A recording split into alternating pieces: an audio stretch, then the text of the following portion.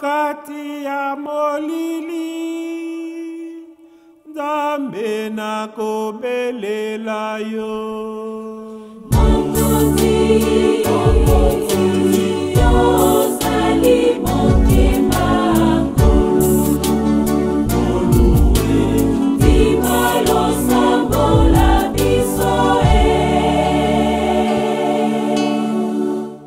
Andelanga matoi mayo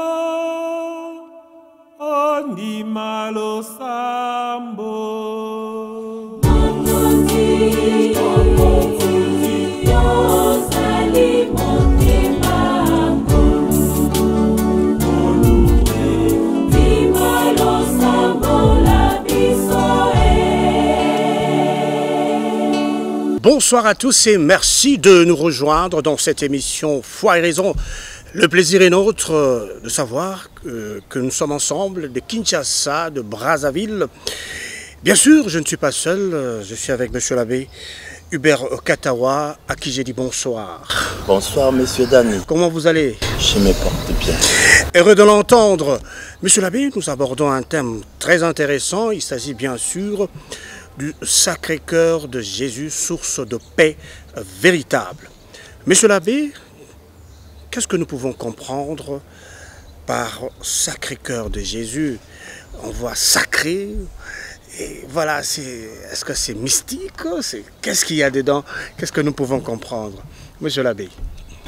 Voilà, quand nous parlons du Sacré-Cœur de Jésus, oui, qui est devenu aujourd'hui une très grande dévotion. Ok. Nous voyons l'amour de Dieu, cet amour qui a tout créé, cet amour qui sauve, Oui. et qui se manifeste par l'incarnation même de Jésus-Christ. Sacré-Cœur de Jésus, c'est la plus grande manifestation de cette flamme d'amour qui est à l'origine de tout. Ok. Cette flamme d'amour qui embrase tout. Cette flamme d'amour qui couvre tout pour tout sanctifier, tout purifier et tout renouveler. Et Sacré-Cœur de Jésus, nous voyons comment Dieu aime. Nous n'avons pas une autre manière de parler de l'amour de Dieu en dehors du Sacré-Cœur. Et vous savez, déjà avec le Sacré-Cœur de Jésus, oui, nous voyons comment Dieu donne et se donne. Parce que c'est la source de tout bien. Oui. Dieu est à l'origine de toutes choses, source de tout bien. Il donne tout et se donne lui-même par son Fils. Par son Fils. Voilà pourquoi quand nous parlons du Sacré-Cœur de Jésus, nous voyons comment l'amour divin par lequel Dieu, notre Père, a pris la nature humaine, parce que nous disons, il a tellement aimé le monde, ça c'est, Dieu a tellement aimé le monde qu'il a envoyé son Fils. Mais il a tellement aimé le monde, il a envoyé son Fils comment? Par l'incarnation. Oui, par l'incarnation, voilà, oui. Nous voyons au fond Dieu qui nous aime, mais avec un cœur aussi humain. Ok. Très bien dit, monsieur l'abbé. Nous poursuivons dans cette émission avec ceux qui nous suivent de partout et via notre site YouTube. Monsieur l'abbé, nous parlons d'un sujet très intéressant et que nous comprenons par là, il s'agit d'un cœur qui incarne effectivement l'amour de Dieu. Mais aujourd'hui, nous sommes dans le monde. Et aujourd'hui, les hommes créent de méthodes, de stratégies. Est-ce que le monde peut procurer la paix? Voilà, on veut savoir, avec tout ce qu'ils font comme gymnastique, est-ce que le monde peut procurer la paix? Alors, il faut faire la différence entre la paix qui vient de notre Seigneur et celle Oui. que le monde donne. Hein. Oui, oui. Lui-même, il a dit, c'est la paix que je vous laisse, c'est ma paix que je vous donne. Je ne vous la donne pas à la manière du monde. Ok. Je ne vous la donne pas à la manière du monde. Dans Jean chapitre 14, verset 27. Et voilà. Aujourd'hui, quand nous parlons de la paix, c'est vrai, le monde aussi procure une certaine paix. Une certaine paix, Le exactement. monde est à la recherche d'une paix. Le monde s'engage aussi pour une paix. Hein, qu'il voudrait être durable, oui. Qu'elle soit durable. Ouais. Mais en même temps, la paix que le monde procure, c'est une paix qui parfois et souvent enferme l'homme, Ok. l'éloigne des autres.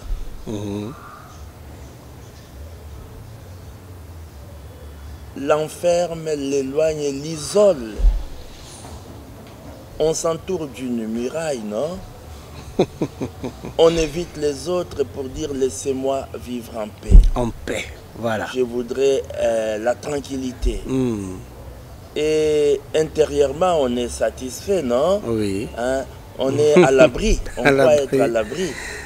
À l'abri du regard des autres. À Oui. l'abri de la violence, de la méchanceté. On Des s'enferme. Et voilà. On s'entoure de toutes sortes de protections. Mais on se sépare des autres. On se sépare des autres. Mais vous savez, cette paix-là, elle est coûteuse. Pour y arriver, il faut vraiment beaucoup de sacrifices. Et je dirais même que il faudra parfois aller jusqu'à s'appauvrir. Quand je dis aller Vraiment. jusqu'à s'appauvrir, je donne un exemple. Ça n'est pas extrême? Un exemple. Oui. J'ai besoin des gardes du corps, Oui. des hommes très forts pour ma protection. Oui. Mais vous savez combien ça coûte? Vous savez combien ça coûte? Ça coûte beaucoup. Donc, il faudra faire très très attention. Et j'ai besoin d'être protégé. Oui. Il me faudra une voiture blindée. Vous savez Oui. combien ça coûte? Très cher. Mais en même temps, chaque fois, il faudra toujours débourser. C'est comme si on était même exploité. Et au fond, c'est différent de la paix que le Christ donne. Oui. Parce que j'ai parlé des gardes du corps. Oui, garde du Mais corps, c'est sécurité. comme- oui, mais parfois ils doivent se relayer. Oui. Hein, c'est De- comme, ils doivent se relayer. Alors, tout cela, vous savez, c'est provisoire. C'est provisoire. C'est provisoire. Comment, monsieur l'abbé? Et même stérile.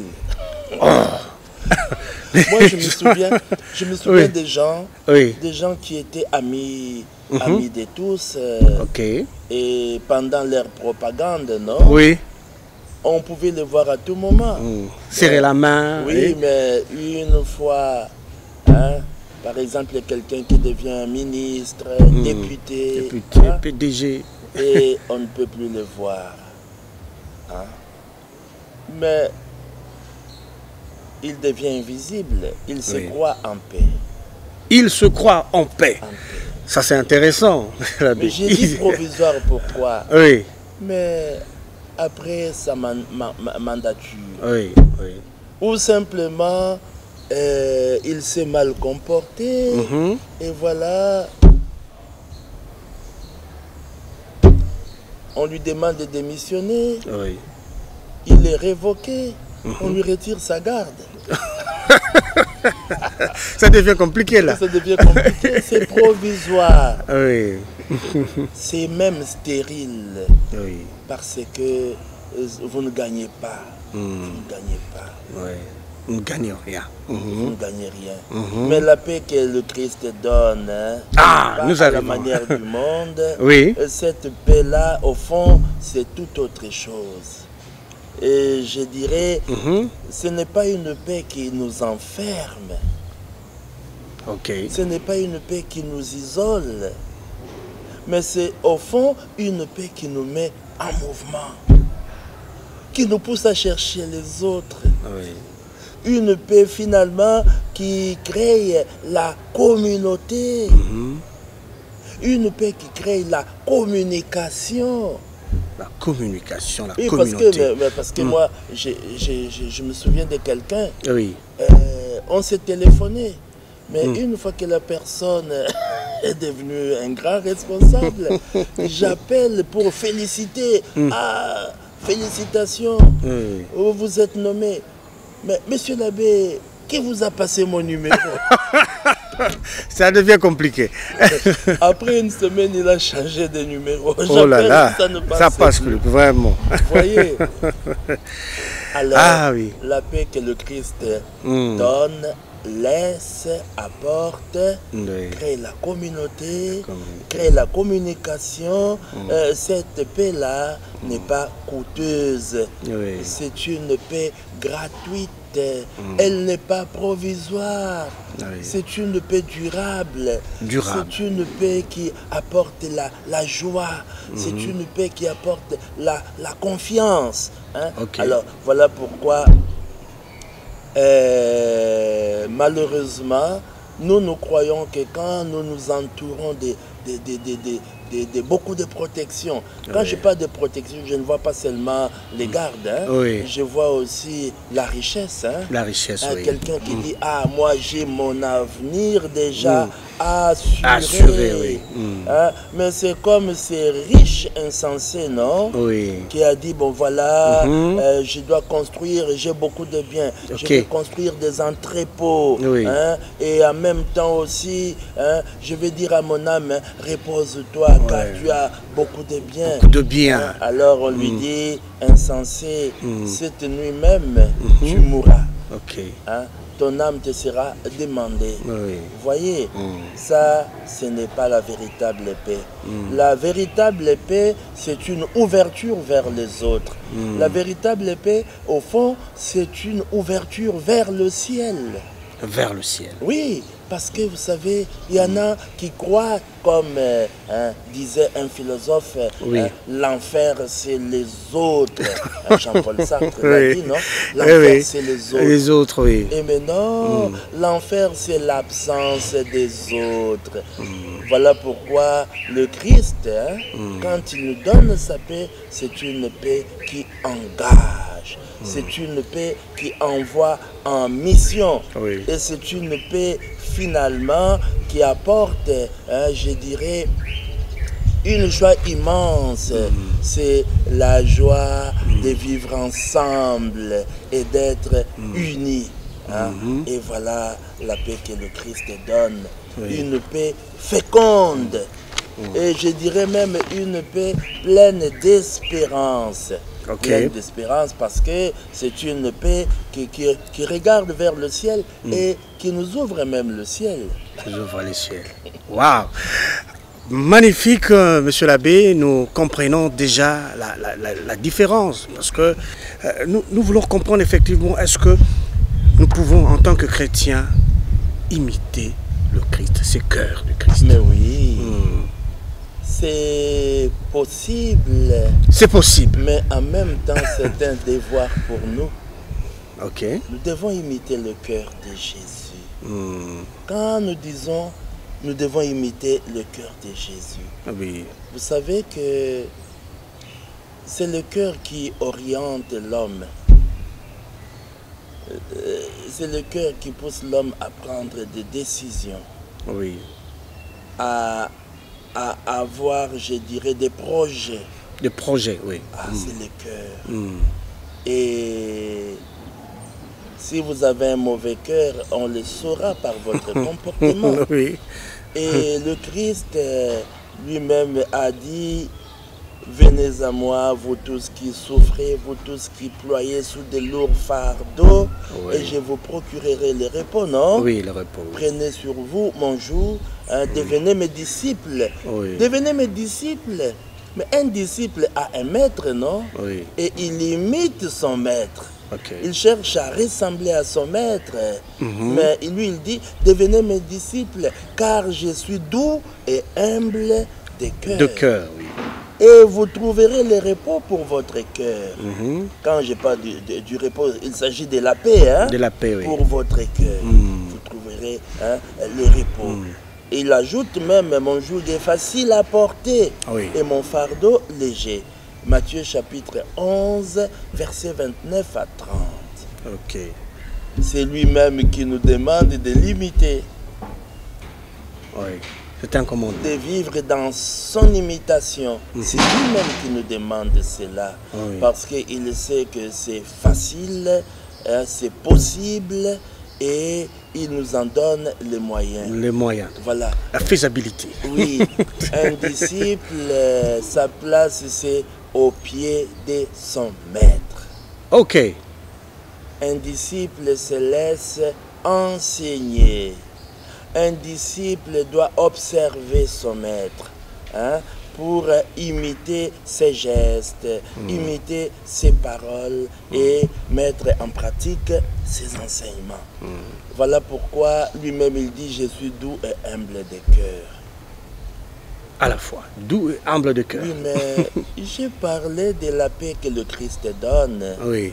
La paix que le Christ donne est tellement différente de celle que le monde donne. Oui. J'avais dit, c'est une paix qui crée la communauté. La communauté, C'est une oui. paix finalement qui nous fait communiquer avec les autres, non? Ah, mais le Christ doux et humble de cœur, celui qui est humble, il est au milieu des autres comme leur semblable, Oui. pas comme un grand chef, non? Il dit, je suis au milieu de vous comme celui qui sert. Qui sert, oui. Ah oui, il est là au milieu de ses frères et sœurs. Oui. Il se laisse toucher. Il est abordable par rapport à ceux qui s'enferment, Oui.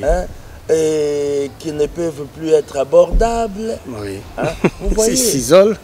Alors, on est plein de soi-même. Mais lui, il dit, je suis doux et humble de cœur. De cœur. Tout part du cœur de l'homme.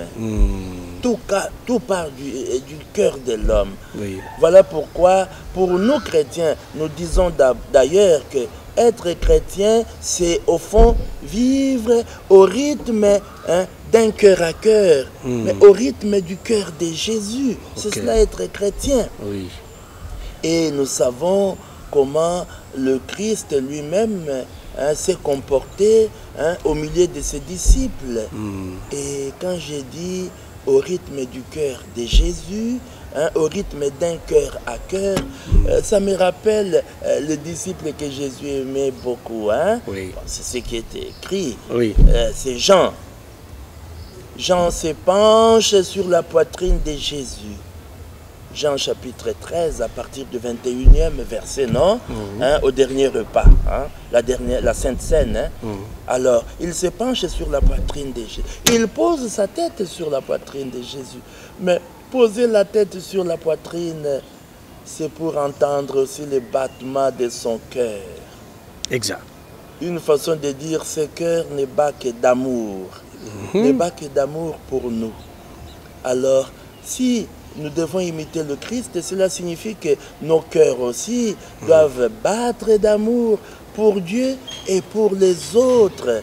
Voilà pourquoi, quand on parle de l'imitation, imiter Jésus, c'est possible, c'est un devoir pour nous. Oui. Mais en même temps, Saint Paul nous le rappelle.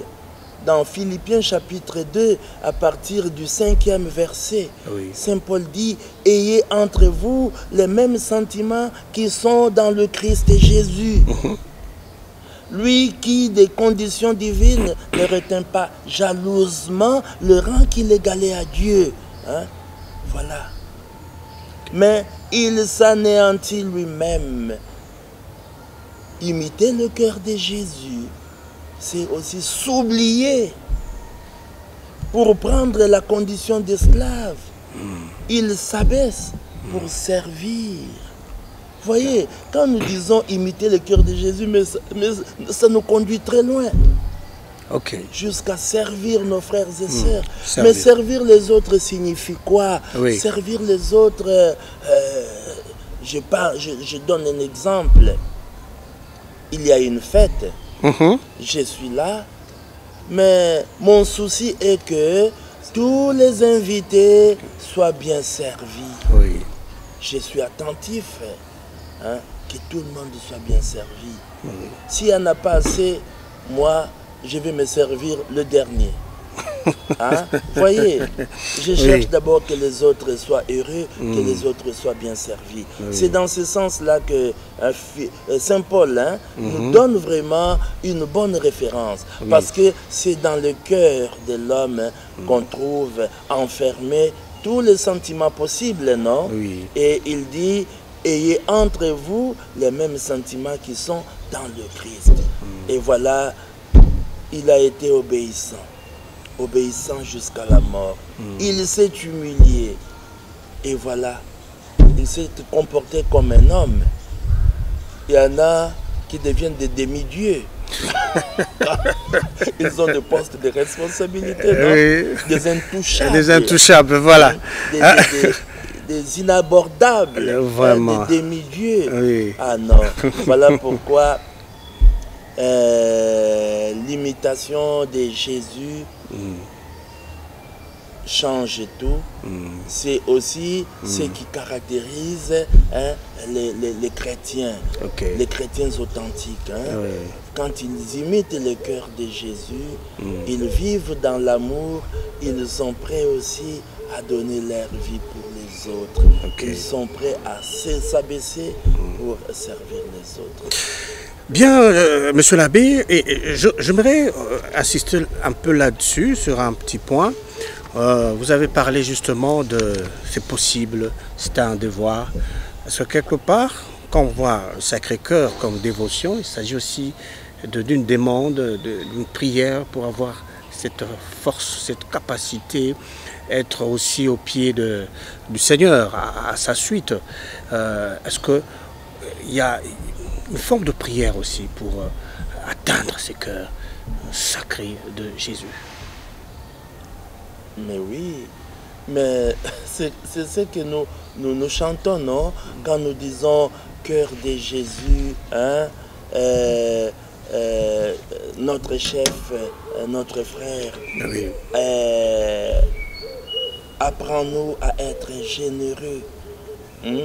Seigneur Jésus, que mon cœur ressemble à ton cœur. Voilà. Que mon cœur ressemble à ton cœur. Au fond, moi, je dirais imiter le Christ. Ce n'est pas au prix des efforts humains. Ah, ok. Il faut s'abaisser et demander au Christ de nous rendre semblables à lui. Et moi personnellement, quand j'ai prié, j'ai dit, Jésus, donne-moi ton cœur. Jésus, donne-moi ton cœur. Parce que je voudrais aimer comme toi tu aimes. Je me rends compte que je n'aime pas assez. Je voudrais aimer comme toi tu aimes. Un cœur plus grand que le monde. Un cœur qui est comme un refuge pour tous. Donne-moi ton cœur. Donc moi je crois que c'est comme quand nous demandons au Seigneur d'augmenter notre foi. Je crois, mais augmente ma foi. J'aime, Seigneur, tu sais que j'aime, tu sais tout. Mais augmente l'amour en moi. Très bien dit, monsieur l'abbé. J'ose croire que ça nous a beaucoup aidé. C'est que nous suivent à partir de Kinshasa, de Brazzaville. Voilà. Et oui, la prière, ça peut aider. Monsieur l'abbé, nous poursuivons tout doucement dans cette émission. Comme nous savons, le temps nous est toujours imparti, voilà, c'est la loi.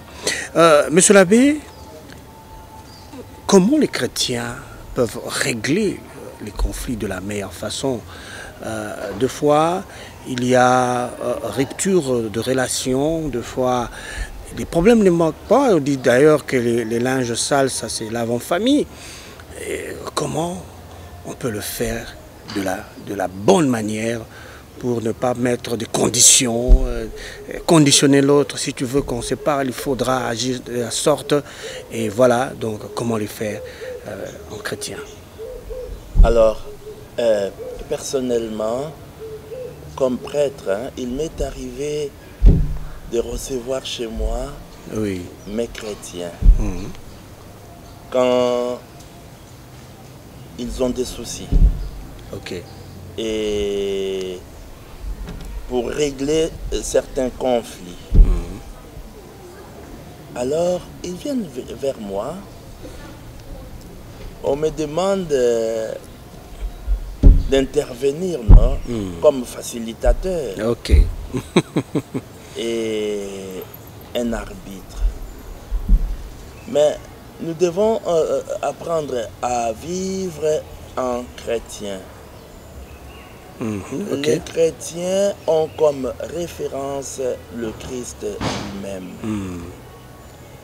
Le Christ qui nous a appris à nous aimer les uns les autres. Oui. Le Christ qui nous a appris à pardonner et à nous pardonner mutuellement. Le Christ qui nous a appris aussi pour le bien et un plus grand bien, pour les royaumes bien sûr, et parfois accepter de perdre. Quand accepter de perdre. Oui, accepter de perdre. Parce que généralement quand il y a un conflit, cela signifie qu'il y a quelqu'un qui cherche à avoir raison. Oui. Exactement. Et que l'autre soit condamné, non? Oui. Alors, il y a un gagnant et un perdant. Un perdant, oui. Mais en même temps, moi, comme prêtre, j'essaye de sensibiliser. Je renvoie chacun à sa conscience. Est-ce que c'est un témoignage, un bon témoignage que nous sommes en train de rendre comme chrétiens? Parce que le Christ dit, si vous vous aimez les uns les autres, le monde croira. Ok. Mais quand deux chrétiens se disputent, s'insultent et s'entredéchirent,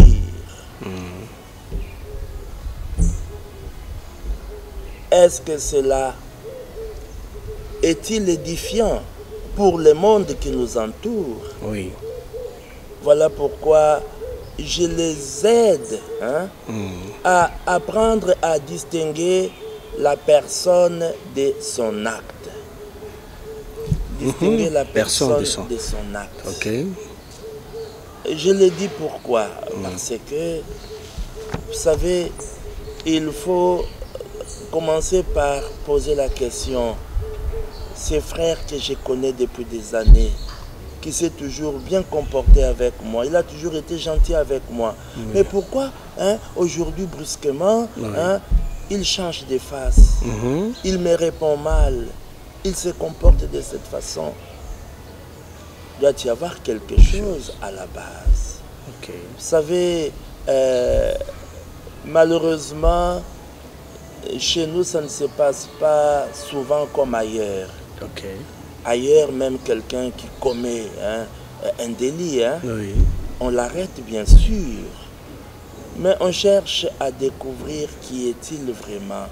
Quel est le mobile de son acte. Et peut-être on découvrira que dans son enfance, il a été défavorisé. Dans son enfance, il n'a pas été bien encadré. Et je dirais même qu'il a subi des injustices. C'est une pauvre victime. Exact. Où on découvre que c'est un malade.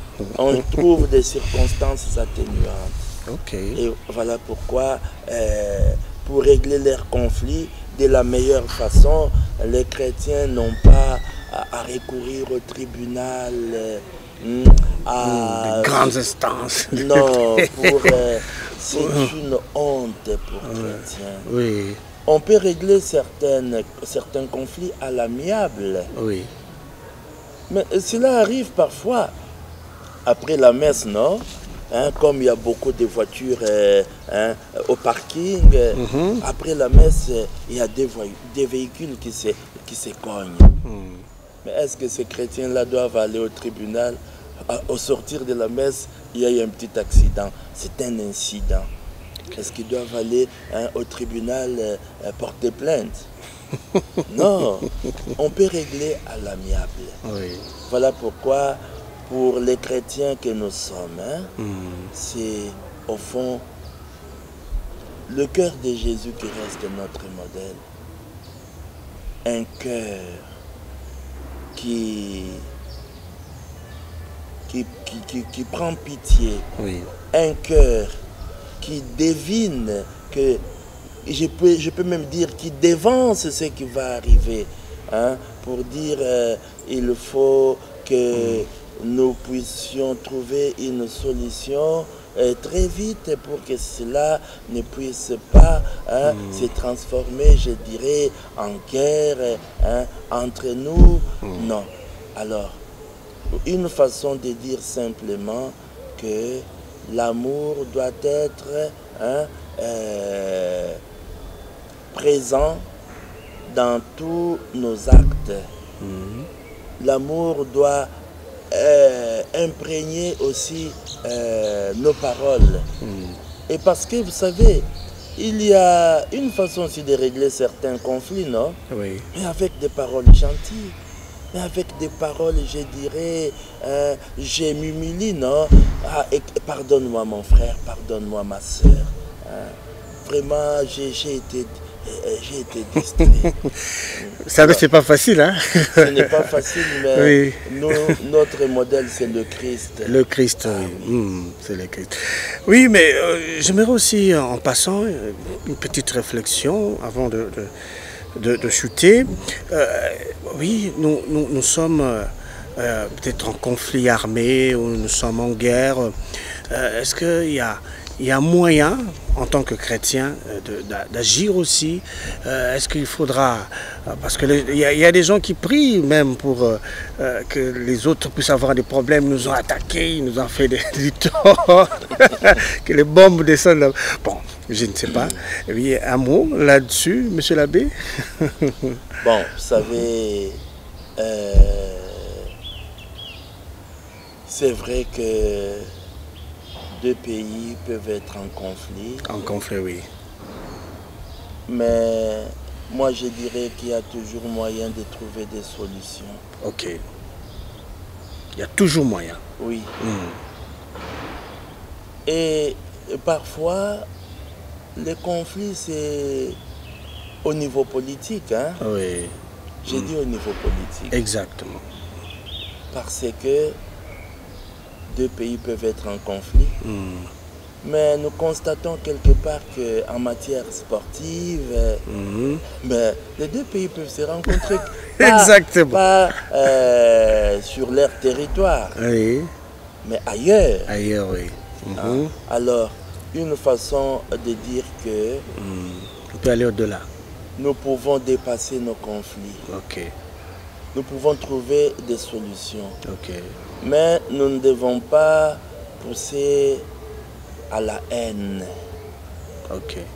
Ok. Nous ne pouvons pas pousser à la haine. À la haine. Oui. Non. Non. Nous devons plutôt chercher comment nous en sortir. Nous en sortir. Des solutions. Nous devons nous défendre. Oui. Ça, c'est normal, non? C'est normal. Je ne te permettrai pas de m'anéantir, Ok. de nous exterminer. Exterminer. Je ne le permettrai pas. Protéger Oui, les citoyens. mais je t'empêcherai de le faire. Mais en même temps, c'est à moi aussi de t'aider à prendre conscience que ce que tu fais est mauvais Oui. et que ça risque d'avoir des conséquences incalculables, néfastes Hein? Ok. Mais pour nous chrétiens, moi je parle des chrétiens, Mhm. même si nous sommes des chrétiens dans un pays hein, qui est en conflit ouvert, nous ne devons jamais abandonner la prière. La prière. Quand j'ai dit n'abandonnons jamais la prière, mais nous prions pour la paix. Oui. Mais l'arme la plus efficace, mais c'est la prière. Mhm. La prière des armes. La prière convertit les cœurs. Ok. Grâce à la prière, beaucoup, je dirais, des criminels, hein, Oui. mais Oui. ils se sont convertis Oui. grâce à la prière. Mhm. Et pour nous chrétiens, quand nous prions, cela signifie que nous en appelons à Dieu. Nous faisons intervenir Dieu. Hein? C'est cela aussi prier. Nous faisons intervenir Dieu. Nous faisons intervenir Dieu. Parce que Magnifique. pour dire que si nous basons seulement sur nos résolutions, stratégies, nos stratégies, hein, nous risquons de déborder aussi, non? Ok. Mais Dieu, c'est celui qui inspire les bonnes résolutions. Dieu, c'est aussi celui qui est juste, non? Oui. Et qui remet chacun à sa place. À sa place.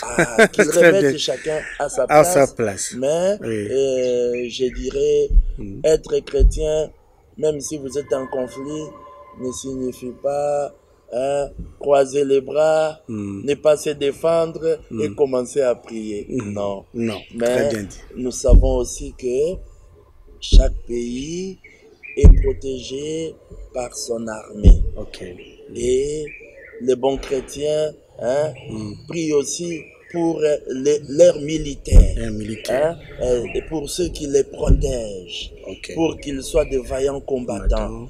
Parce que, vous savez, quelque part, il faut vraiment je dirais, des personnes capables de défendre, je dirais, de défendre le peuple, non? La nation. Parce que il y a aussi des comportements terroristes qu'il faudra réprimer.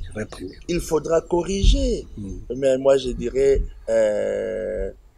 sans oublier que de l'autre côté, ce sont aussi les enfants de Dieu. Et l'idéal, c'est qu'on puisse rétablir la paix. L'idéal est que les bonnes relations puissent reprendre. Parce que qu'on le veuille ou pas, nous sommes tous membres d'une même famille, la grande famille des enfants de Dieu. Nous pouvons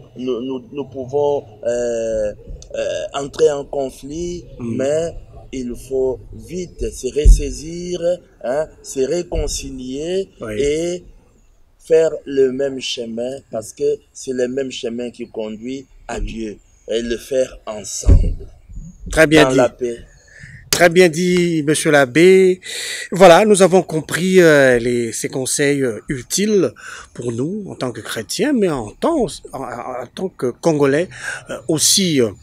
Voilà, monsieur l'abbé, nous avons remarqué que les jours où les solennités qui est dédiées notamment au Sacré-Cœur de Jésus est précédée par donc nous avons les Sacré-Cœur de Jésus, mais aussi qui sera précédé du cœur immaculé de Marie.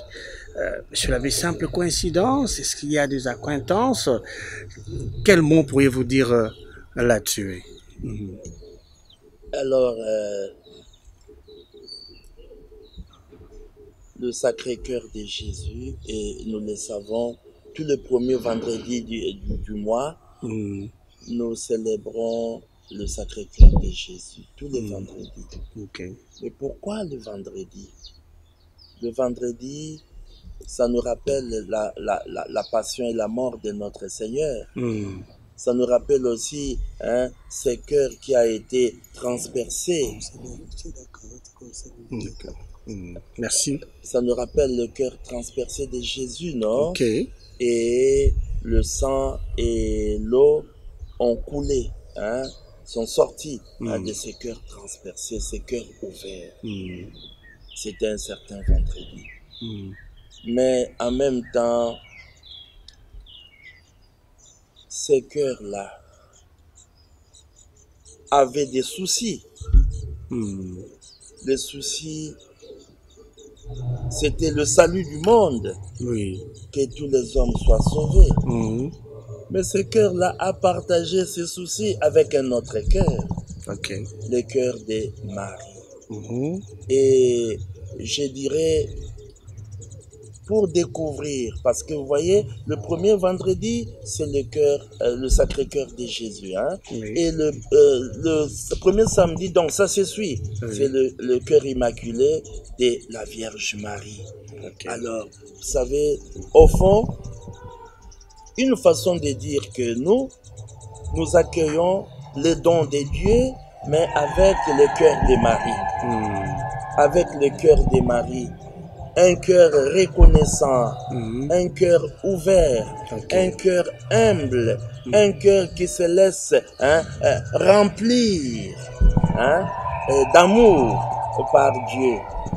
Et quand nous parlons du cœur de Jésus, ne l'oublions jamais que les deux cœurs sont inséparables. Les deux cœurs sont inséparables.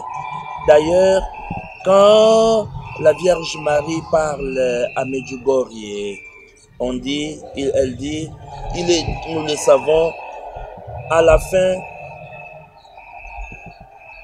le cœur immaculé triomphera.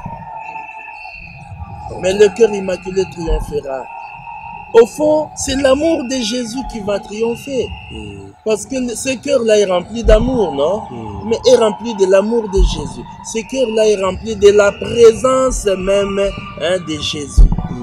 Alors, voilà pourquoi, d'ailleurs, on ne peut même pas séparer Marie de Jésus. Même les deux cœurs, on ne peut pas les séparer. Et les deux cœurs se compénètrent d'ailleurs. Ce n'est pas l'un à côté de l'autre, non. Les deux cœurs se compénètrent. Voilà pourquoi je dirais, le cœur de Marie, c'est un cœur qui fait régner le cœur de Jésus sur terre et dans nos cœurs. Le cœur de Marie, c'est un cœur finalement qui nous donne ce qui vient de Dieu. Mais le plus beau cadeau qui vient du ciel, c'est le Christ. Et le cœur de Jésus, c'est la source de tout bien. Quand le cœur de Jésus a été transpercé et de ces cœurs ont coulé l'eau et le sang, une façon de dire au fond que le monde est rempli de ce qui vient du cœur de Jésus. Très bien dit. Et parce que Dieu nous donne tout par le cœur de son Fils. Il nous a donné la Vierge Marie. Il nous a donné l'Église. Il nous a donné les sacrements et toutes sortes de biens et de grâces. Tout vient du cœur de Jésus. Voilà pourquoi je dirais aujourd'hui, quand nous célébrons le cœur de Jésus, nous voyons aussi le cœur de Marie. Parce que le cœur de Marie a été la première maison de Jésus, son premier abri. Parce que le cœur de Marie est considéré aussi comme un refuge, non? À Fatima, Marie avait dit à Lucie qui se plaignait, qui regrettait, viens aussi me prendre. Mais pourquoi prendre le deux et me laisser? Elle a dit, mon cœur sera ton refuge. Et le chemin qui te conduira au ciel est auprès du Christ. Un véritable refuge pour Jésus, un véritable refuge pour nous. Mais le plus important, c'est de savoir que chacun de nous a sa place dans le cœur de Marie, comme Jésus avait aussi sa place dans le cœur de Marie.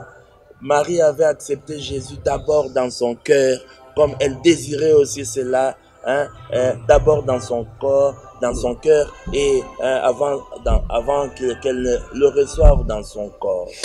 Très bien dit, monsieur l'abbé. Et voilà, nous avons compris la grandeur, la corrélation entre le cœur immaculé de Marie et le Sacré-Cœur de Jésus-Christ.